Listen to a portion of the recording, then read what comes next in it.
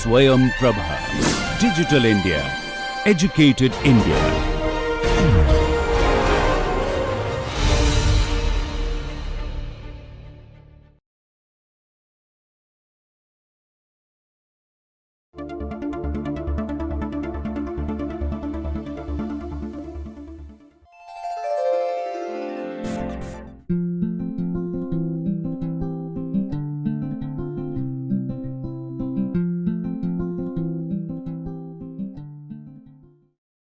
Welcome to NPTEL, the National Program on Technology Enhanced Learning, a series of video courses being brought to you by the Indian Institutes of Technology and the Indian Institute of Science.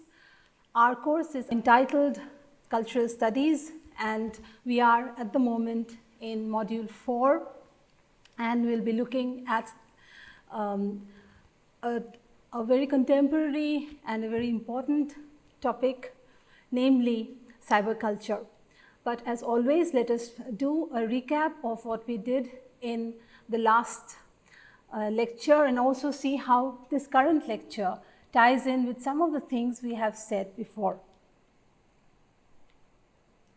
Well, you will recall that the last lecture was devoted to science, technology and culture, and we said that science, technology and culture takes off from what science, technology and society studies had given us. We also talked about how philosophy of science, important figures like Karl Popper and Thomas Kuhn and their interrogation of science had to tell us, and the way in which it contributed to the development also of the cultural studies investigation of science and technology.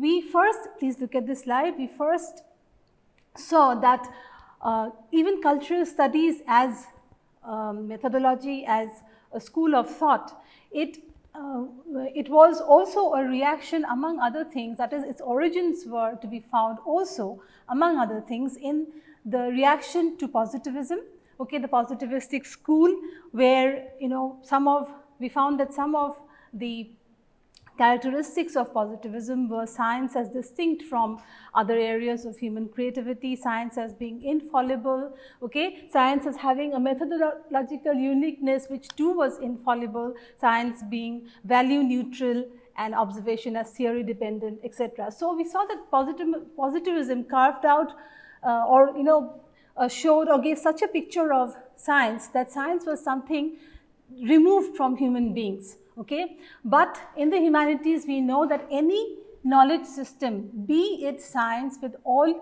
its findings, its findings that definitely work, okay, still are, science is still a domain that has been created by human beings. So it is important as a cultural activity that we should look at science and the work of scientists. Then this is the point that I had just made, that the origins of cultural studies was really an insurgent sociology against functionalism and positivism, and also a critique of instrumental rationality. Okay, the findings of science leading to technoscience tended to be quite instrumental in its reason. Then we saw that cultural studies of science and technology is underlain by these two aspects or these two propositions, which are not different from the social studies of science and technology, but it is something that is shared, okay, with social studies of science and technology, these being the fact that scientific knowledge too is socially determined and culturally specific. Then therefore we said that as far as culture and science and culture are concerned, science was seen as culture, okay, and also which led to the study of the cultures of science. By cultures of science we mean the practices of the scientists and the scientific community. We also saw science and technology as shaping culture. It was not just one way around that science and technology were socially determined. Science and technology also shaped culture. And if you go back to the last lecture, we gave the example of Isaac Newton's Principia and how it contributed to British mercantile capitalism, and and at the same time was informed by British mercantile capitalism, right? We also saw the example of colonialism, colonial science, and how colonial science is not something that we study as science that is not removed from the larger colonial enterprise, and we saw that it should be seen as related to race, okay, to racism in relation to the existent knowledge at that time, etc. Then finally, cultural studies, as you know by now, focuses on how cultural practices impact or change,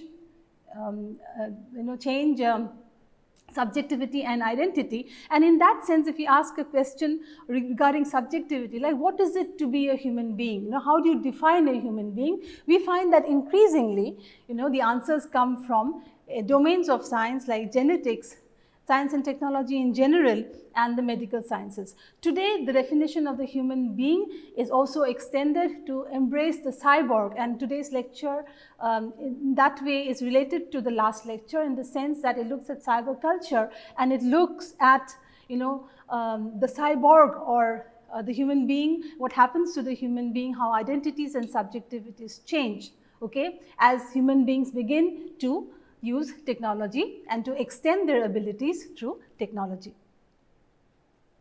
Now, this was a slide which I missed in the last lecture because there wasn't much time, and I would like to end this recap by quoting from The Challenge of Science by Andrew Ross. And Andrew Ross asks this question: why should cultural studies critique science? What is the need, okay, for cultural studies to investigate science at all? And then this is this beautiful answer he gives, and I am reading from Ross's essay. The cloistered scientist, shielded from self-critical knowledge about the social origins and conditions of his or her instruments, empirical methods and research applications, has emerged as a much greater danger to our social and environmental survival than the cloistered humanist. Indeed, the social education of scientists is increasingly seen as one of the more important pedagogical tasks of the day. Okay, now you may, as scientists, as budding technologists, you may think that this is quite an unkind cut, so to speak, to talk about scientists in this way. But well, I may say this is perhaps the reason why we have humanities and social sciences in the IITs and in different, institutions in the country and abroad, okay, where it is part and parcel of the curricula, to be taught to engineering students. This is the reason, okay. We run the risk of becoming technological tyrants, if you will, okay, where we give so much importance to science, so much importance to technology, that we forget, right? We forget to look reflexively at our own work, as he says here. This applies also to cyberculture, and that is why this slide is quite the link between what we are going to do today and what did in the last lecture.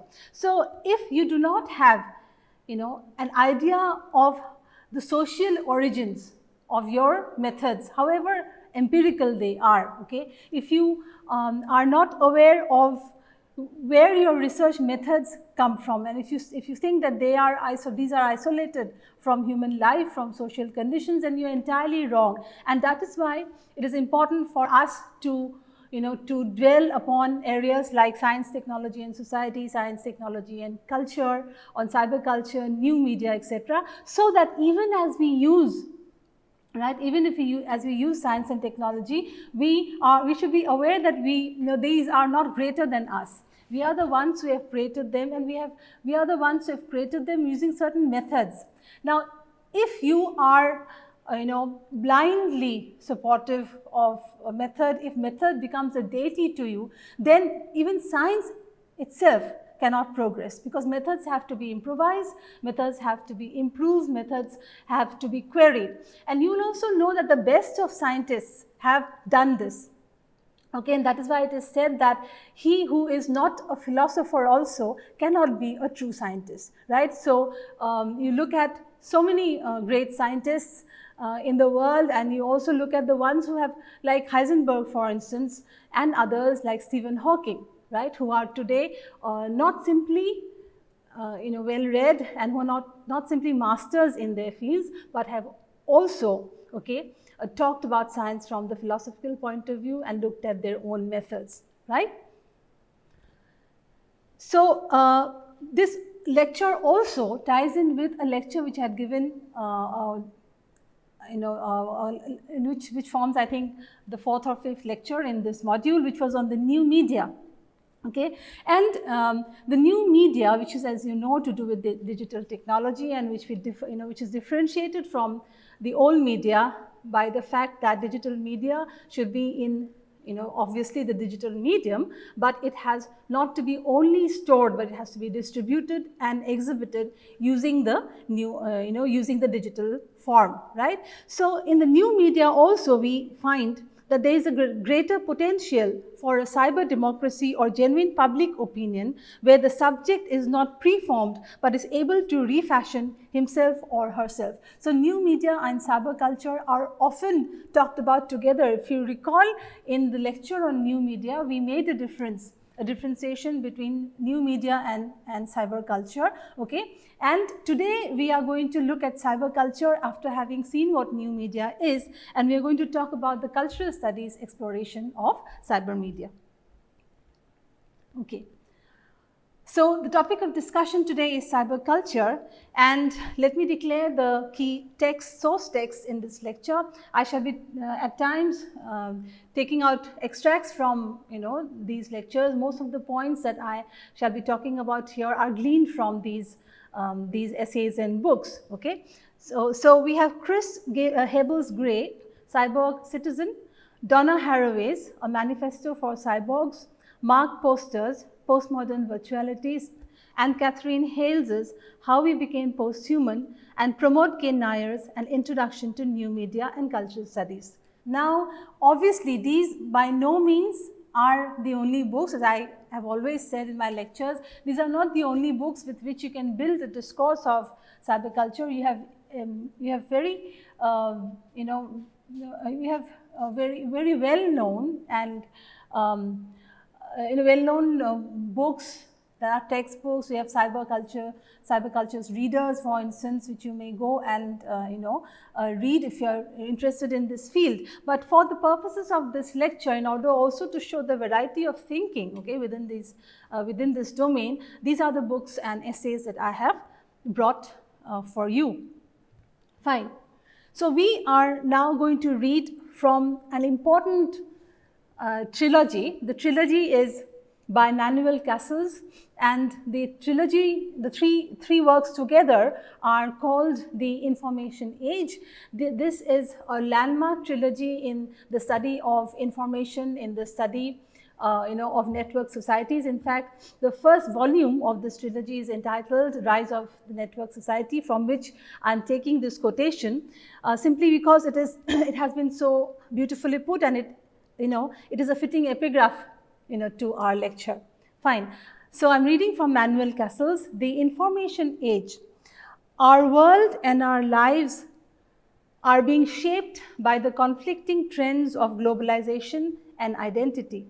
The information technology revolution and the restructuring of capitalism have induced a new form of society called the network society.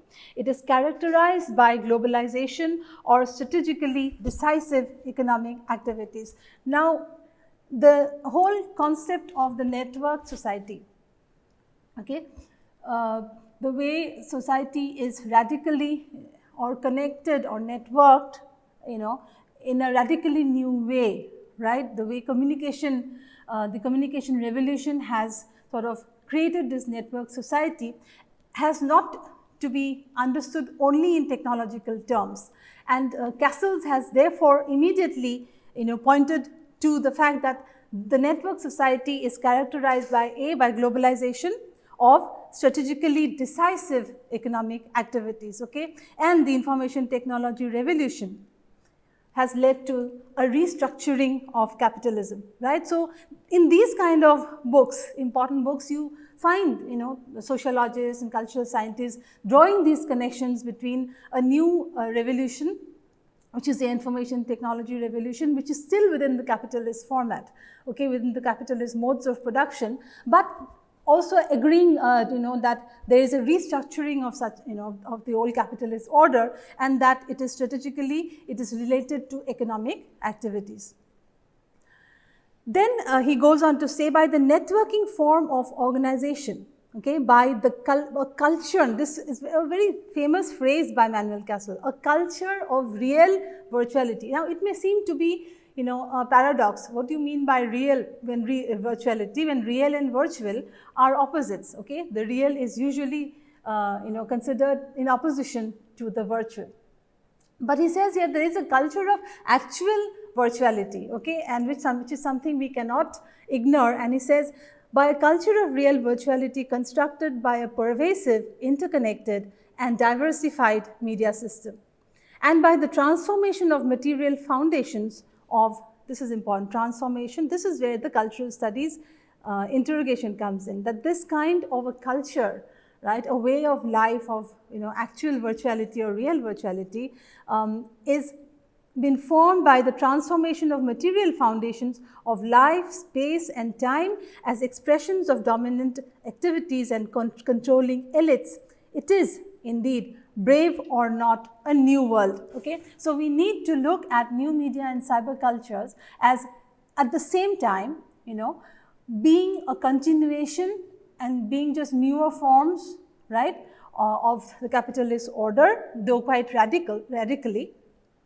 And at the same time, as Manuel Cassel says here, of something that is creating a new world, brave or not. Now, this obviously alludes to a book. Some of you are, I'm sure you have read this book.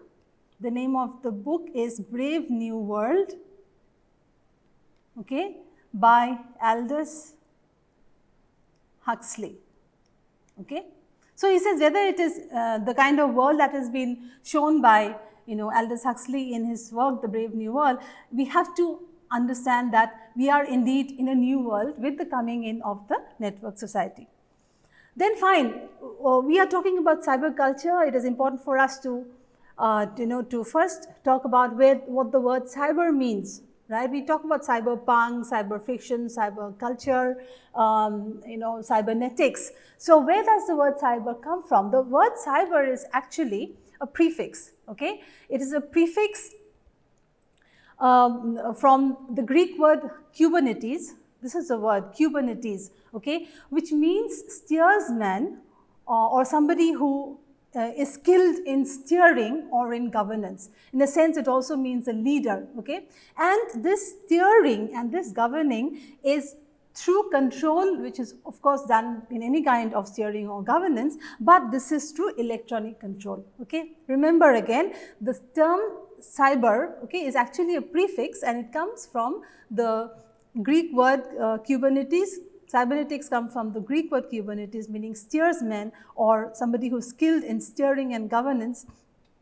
And it means control, particularly in the electronic form, okay. It was first used, if you look at the slide, by Norbert Wiener in one of his, I think it was in the 1940s, if I am not mistaken, Norbert Wiener's Cybernetics, or Control and Communication in the Animal and Machine. So this word became very popular after Norbert Wiener's book. So well, we are now going to look at the electronic environment, so to speak, and the various components of cyberculture. And we are going to see, look at it the way Pramod Nair, gives us these areas in his book, An Introduction to New Media and Cybercultures, another book which is very useful, extremely readable, and I would not hesitate to, to suggest that you read this book. So the electronic environment where various technologies and media forms converge is what is known as cyberculture, and part of it is also media culture, or sorry, new media, and these are the internet, video games, email, home pages, online chats, bioinformatics, etc. Okay, so this essentially again is, again if you can understand why Cassels use the word network society. All these are to do with networking. Even video games are what you play often with people on a network, right? So this is basically the electronic environment, a new environment definitely that we are talking about, and we shall see what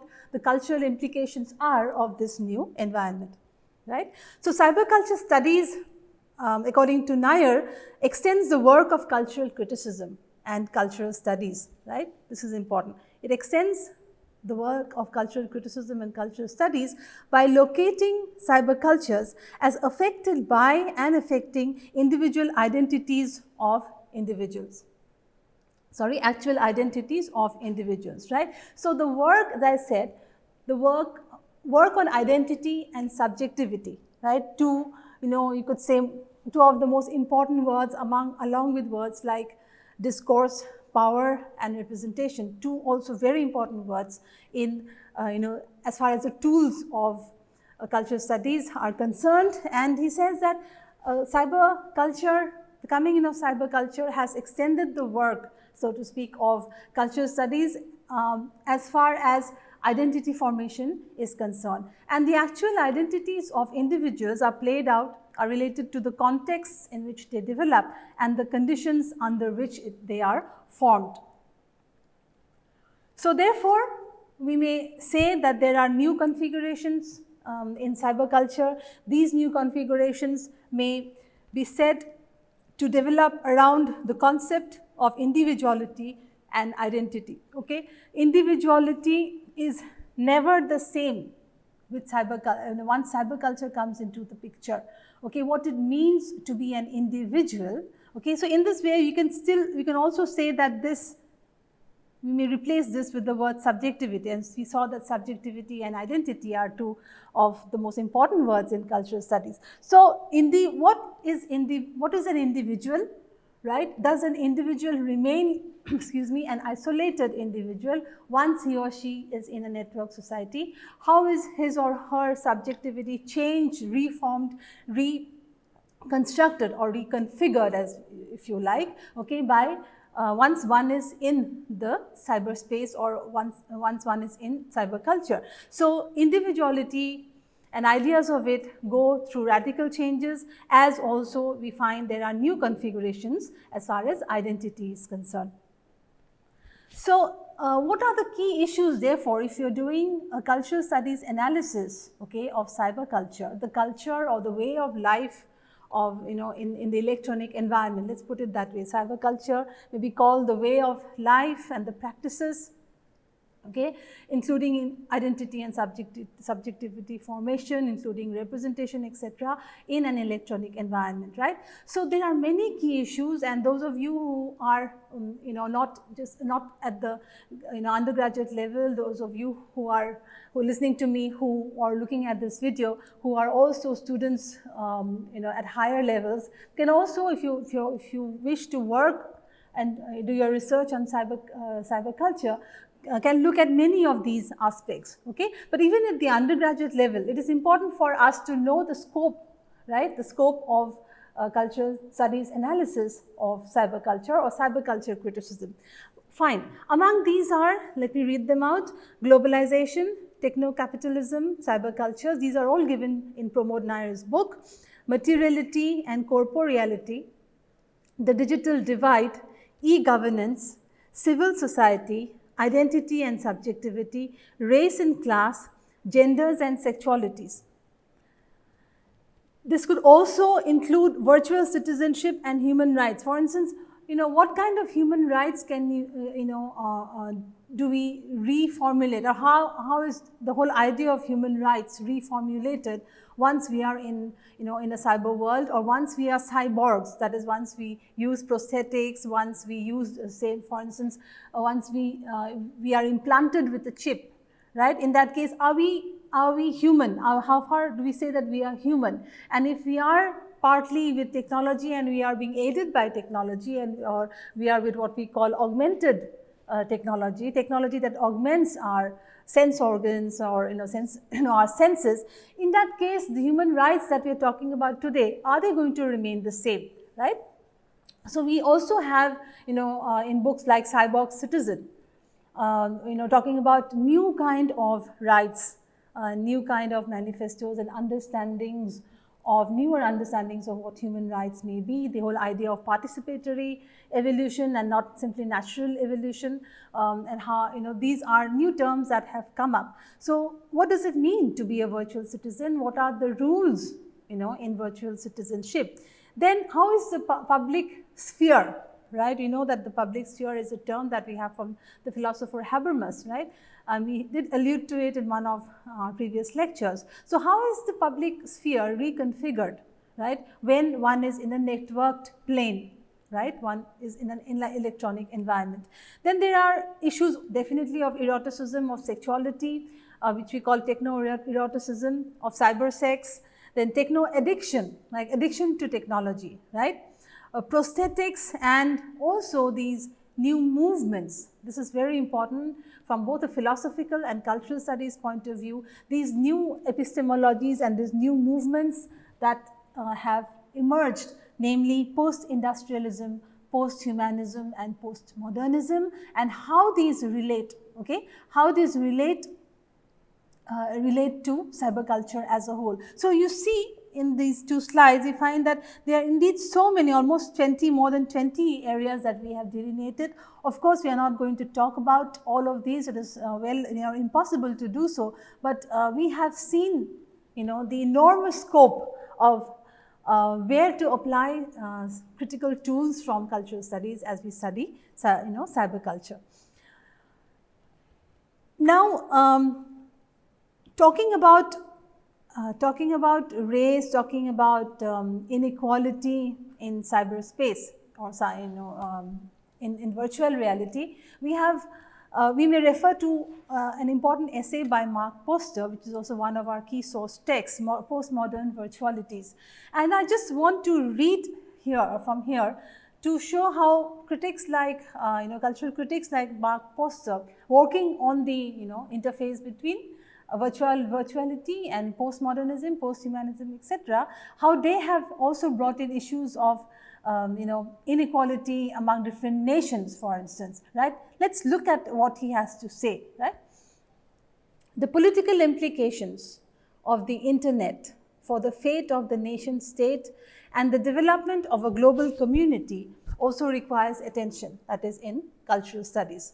The dominant use of English, look at this, the dominant use of English on the internet suggests the extension of American power. Now, just a while ago we said that the cyber democracy has enormous potential. Even in the new media, my lecture in the new media, discussion in the new media, we found that the internet has been celebrated by so many scholars, so many members of the intelligentsia as having immense potential for cyber democracy, right? But scholars like Poster also point to another aspect of it, and he says that we cannot deny the fact that English is the dominant language on the internet, and he says here it suggests the extension of American power, okay? And he points to an important fact here. He says, at least at the time when he was writing this essay, the fact that email addresses in the US alone do not require a country code, okay? As a person not from, from computer sciences or electronics, I cannot tell you exactly how this is done, but suffice it for us to follow what Mark Poster is saying, that even as we talk about the tremendous democratic potential of the electronic environment, there is still an inequality in the balance of power. So the internet normalizes American users, okay? Then makes them a norm, normalizes American users. But the issue is more complex, okay? In Singapore, English serves to enable conversations between hostile ethnic groups. On the other hand, we can also say that there are, even without the, people who started this, people who gave us the internet, okay, computer scientists who gave us the internet, for instance, even they could not possibly have thought, of things like this. For instance, as he says here, in Singapore, English serves to enable conversations between hostile ethnic groups. But then again, Poster says that still doesn't do away with the fact that vast inequalities of views exist, changing the democratic structure of the internet into an occasion for what he says very strongly, further wrongs to the poorer nations. Fine.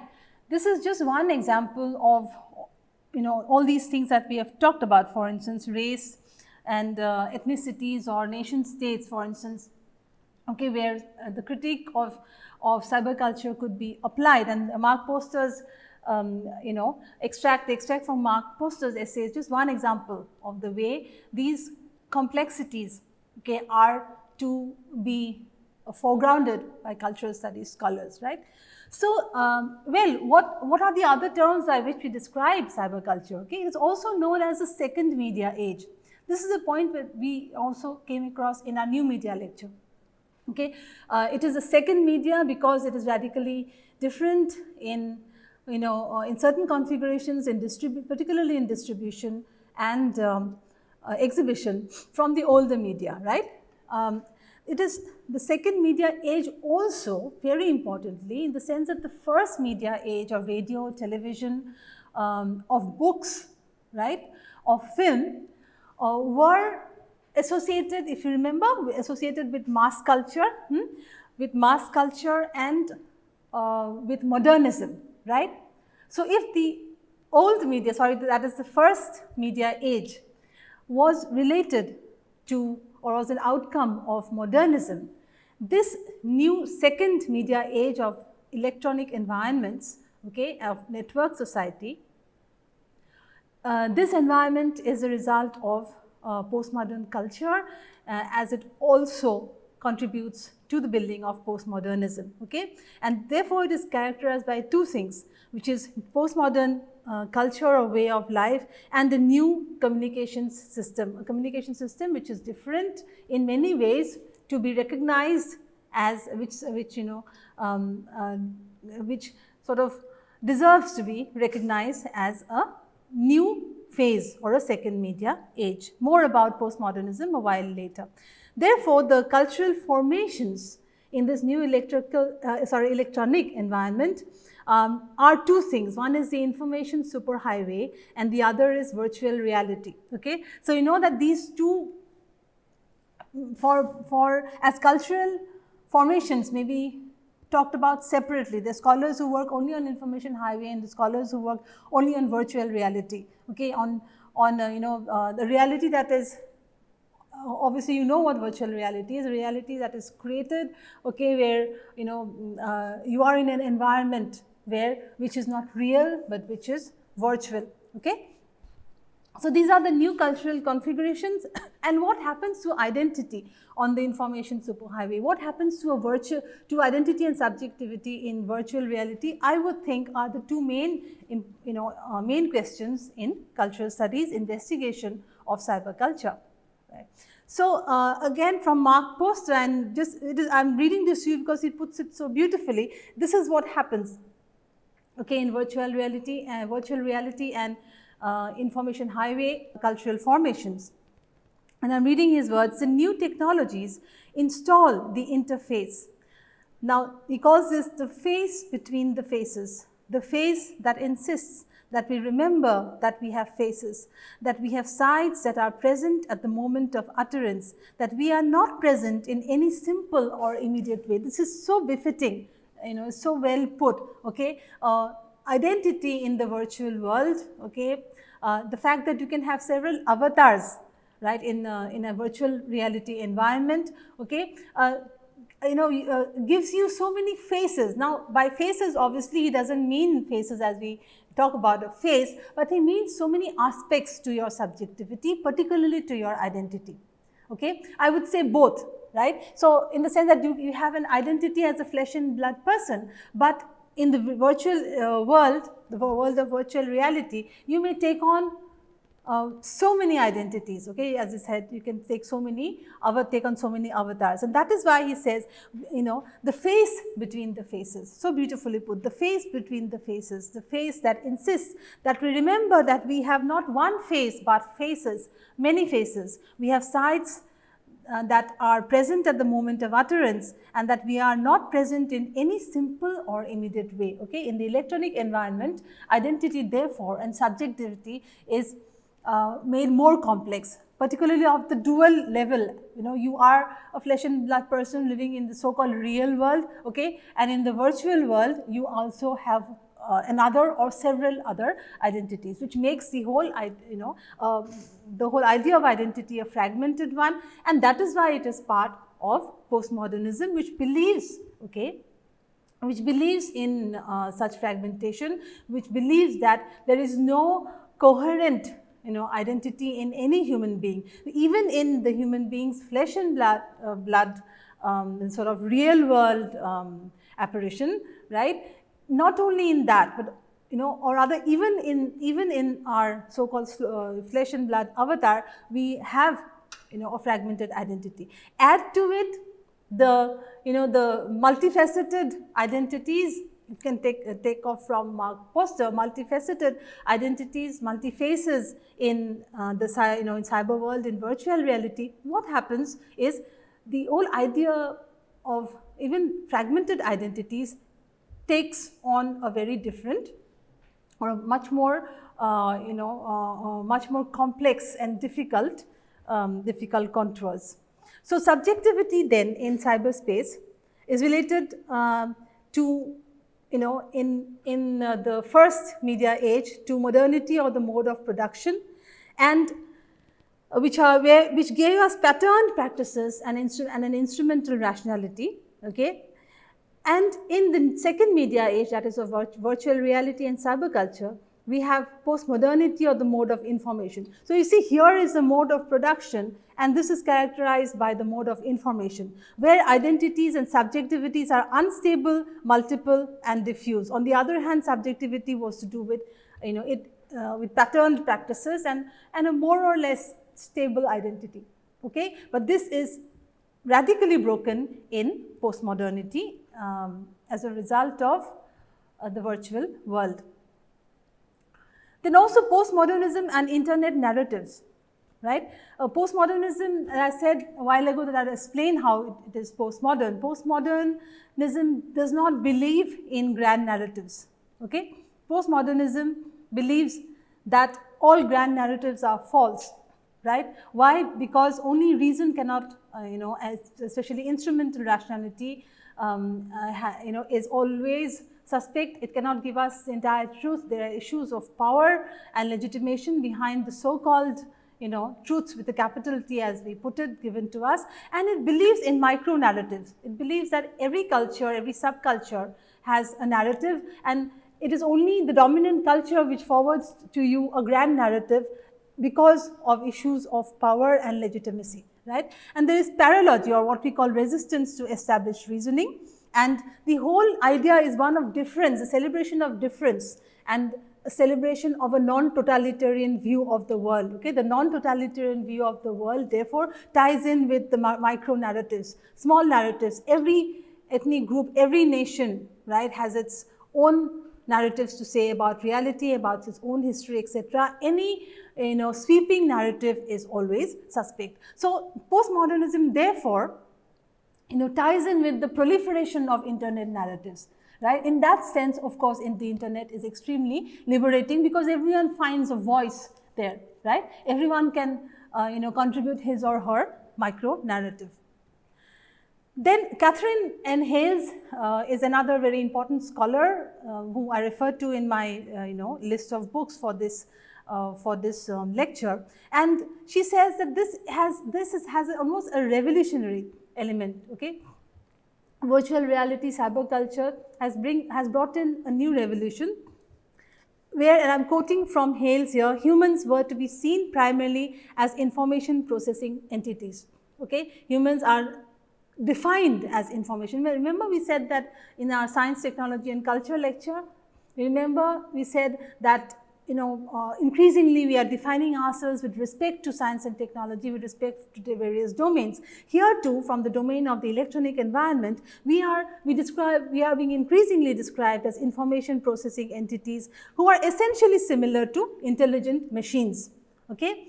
Now, the complex interplays between embodied forms of subjectivity and arguments for disembodiment throughout the cybernetic tradition is one of the core, areas of inquiry and research in cultural studies. Look at this, the complex interplays. We were just talking about this a while ago. The complex interplay that happens once you realize the difference between an embodied person with a certain subjectivity, okay, and this embodied being that you are in cyberspace, okay, throughout the cybernetic tradition. So the core issue, if we may zoom into one, certainly what Hale says, okay, which is the complexity and both the divide and the complexity that is there in understanding, feeling ourselves in our knowing or having an experience of our subjectivity, A, as an embodied being, flesh and blood being, and B, as somebody in cyberspace or virtual reality with the experience of disembodiment. Then Donna Haraway is one person we cannot leave out, and I think we will quickly end by looking at her work. And one of her most famous works is an essay, really, which is entitled A Manifesto for Cyborgs. And the word cyborg is really what we call a portmanteau word, or with two words, parts of words are brought together. Two words are brought together. Okay, the cyborg is the cyber part of it is cybernetic, and the org is from organism. So it is a short form for cybernetic organism. So obviously a cyborg is then usually, if I may put it that way, usually a human being, okay, who is an organism in cyberspace, right? Not only in cyberspace, but who also may be augmented by technology. So a cyborg, she says, is a cybernetic organism, a hybrid of machine and organism, a creature of social reality as well as a creature of fiction. Social reality is lived social relations, our most important political construction, a world-changing fiction. The boundary between science fiction and social reality is an optical illusion. She puts it very correctly, okay? I'm sure those of you who are avid readers of science fiction novels, okay, or short stories, would today find that many of the scientific predictions, if not most of them, that were there which seem to be fantasy for us in science fiction, are coming true in today's world. One of the works that I may refer to and you would really enjoy reading is this novel, if you haven't read it yet, this novel entitled Neuromancer by William Gibson. Okay?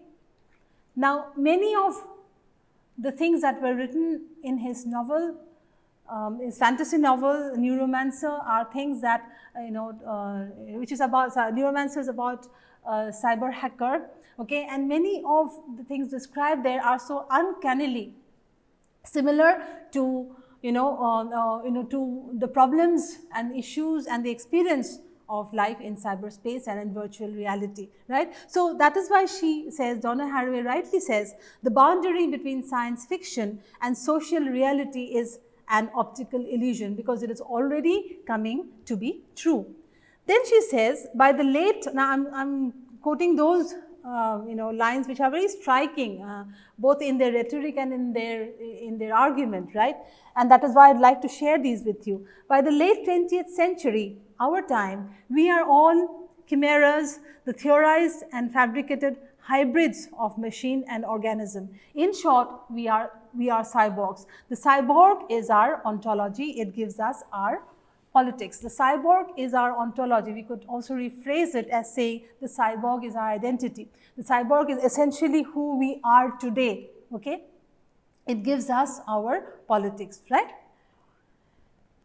Now, the way the cyborg is described by Chris Hebels-Gray in Cyborg Citizen, a book that I mentioned a while ago, which talks about all the issues regarding participatory development, issues of citizenship, of human rights, etc., in the cyber world, and he describes a cyborg in this way, which is very easy to understand. And I am quoting from Gray. A cyborg is a self-regulating system that combines the natural and the artificial together in one system. Let's underline this. Cyborgs do not have to be part human. For any organism that mixes the evolved and the made, the living and the inanimate, is technically a cyborg. If you have been technologically modified in any significant way, from an implanted pacemaker to a vaccination that reprogrammed your immune system, then you are definitely a cyborg. This is of course a very broad definition of cyborg, and elsewhere I think it's Gray himself and others also who have said that the moment you are wearing a watch, right, the moment you are wearing a watch, you are already into the, broadly speaking, into the cyber world. Okay, here cyber world doesn't have to mean an electronic environment as such. Okay, so the moment you are sort of augmented by the watch, the moment you are, as I said, if you have a pacemaker implanted in you, okay, and even if you are vaccinated, which means that you've already entered the world of the made and not the world of the naturally evolved. Okay, therefore, this is a post-human world. By post-humanism, you mean a way of thinking in which the human is no longer the central point of reference, right? As it says here in this slide, the human is no longer the point of reference, okay, and there is a radically new and complex lived experience. Post-humanism doesn't only mean, this is very important, as a school of thought, it doesn't only mean that we are related to machines. It also means that we are related to other animals. Okay, so the machine part of it, of course, is highlighted here. But remember that in other works of scholars like Donna Haraway, for instance, you will find that these issues have been taken up, our relation to animals, etc. Okay, not just to machines. So let's come to the discussion in the end, and just one or two questions to help you, revise some of the points here. If you ask the question like, what is the etymology of the term cybernetics? Now, do you remember what we have, this was a point that was discussed long ago. If you do not remember that, let me give it to you. The etymology is the Greek word Kubernetes, right? Cyber is a prefix, and cybernetics is related to Kubernetes, the Greek word for steersman, which also means anyone who is skilled in steering, and that is in governance, right? The important point here is the steering or the governance is a control that is in the electronic environment, and that is electronic in nature, okay? And it was made, this term was made famous and popular by Norbert Weiner's seminal work, Cybernetics, or Control and Communication in the Animal and Machine.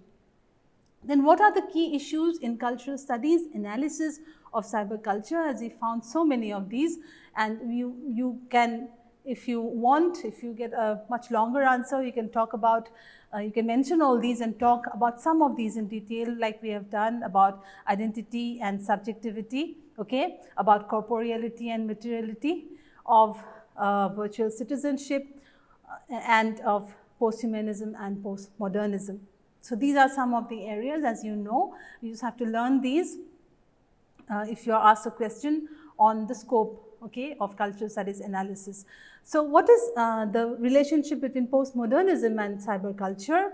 Then the answer is, the relationship is may be answered, or the question of the relationship may be answered partly with an appeal to an important term or key concept in cultural studies, namely subjectivity. And you can say that postmodernity is related to cyberculture because postmodernity is not related to the mode of production as much as it's related to the mode of information, okay? And subjectivity in cyberculture in the virtual world, like subjectivity as is understood by postmodernism, is unstable, okay, multiple, right, and diffuse. Whereas we found that in modernity, right, subjectivity has to do with the mode of production and an instrumental rationality that gives you a subjectivity which is, which comes about in a predictable way, which is to do with repeated patterns, which is not at least as unstable, multiple and diffuse as subjectivity, and indeed also identity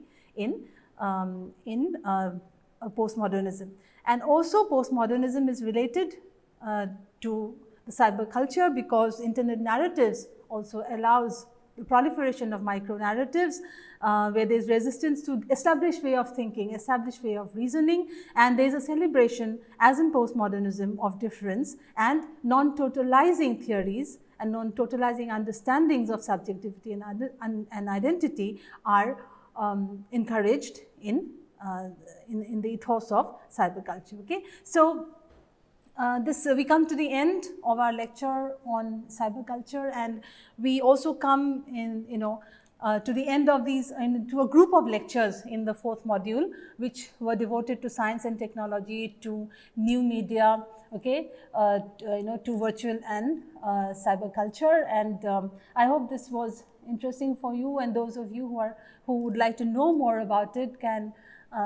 There's a lot of literature, not only in the shape of printed books, but all in the form of printed books, but also so much is there available on the internet. If you look at these with some degree of discretion and, intelligent choice, then there's a lot to be learned. Why? Because this is something, even if you're in the third world, this is something that you're using. Most of you as students are on the internet, most of you, are engaged in these things. Online chats, emails, etc., the whole internet environment. Okay, so you have to understand, even as you use it, that these are new ways of subjectivities and identities that are being formed. It is very important for us, right, as users, not to simply know the theory, but hands-on, even as you're using these things, to understand what kind of identity am I shaping for myself. Okay, what kind of subjectivity is happening as I am in this online conversation? Okay, what are the different avatars that I may be showing, or maybe even developing as I am in the world of the cyber or in virtual reality? Thank you so much.